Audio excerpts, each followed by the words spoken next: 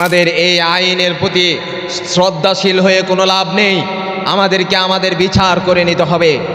এই ধরনের দর্শক যারা পুলিশদের হাতে না দিয়ে আপনারা জনগণ সাথে সাথে তাকে জায়গায় শেষ করে ফেলবেন। দেখবেন একজন দুইজনকে যদি জায়গায় শেষ করা হয়, বাংলাদেশের সব দর্শকরা তারা সব ঠিক হয়ে যাবে।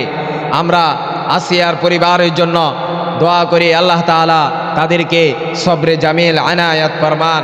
আমাদের সামনে যে আইন রয়েছে, ব্রিটিশদের দেখানো আইন, এই আইন অনুযায়ী মানুষ কখনো সুবিচার পাবে না, মানুষ কখনো ইনসাফ পাবে না। আমাদেরকে একজনের আইন মানতে হবে, তিনি হচ্ছেন আল্লাহ তাআলার আইন।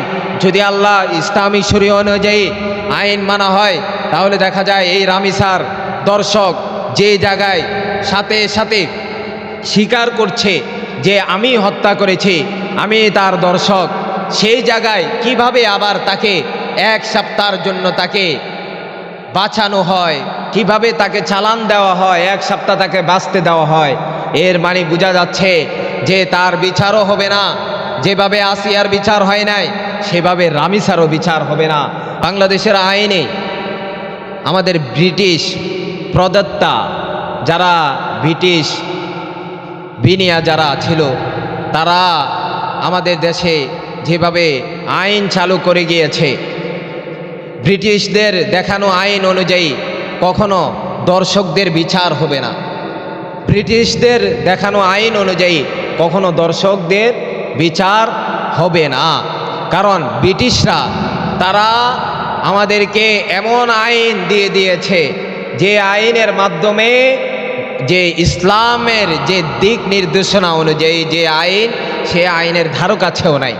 এজন্য আমরা বাংলাদেশে অনেক দর্শক দেখেছি, সেই আসিয়ার বিচার আজ পর্যন্ত হয় নাই। কত শিশুকে এভাবে ধর্ষণ করে নির্যাতন করা হচ্ছে, এগুলার বিচার বাংলাদেশে হয় না। বাংলাদেশের আইনের কথা বলে বলে তারা এইভাবে বাংলাদেশে যারা দর্শক তাদেরকে এভাবে ছাড় দিয়ে দিচ্ছে।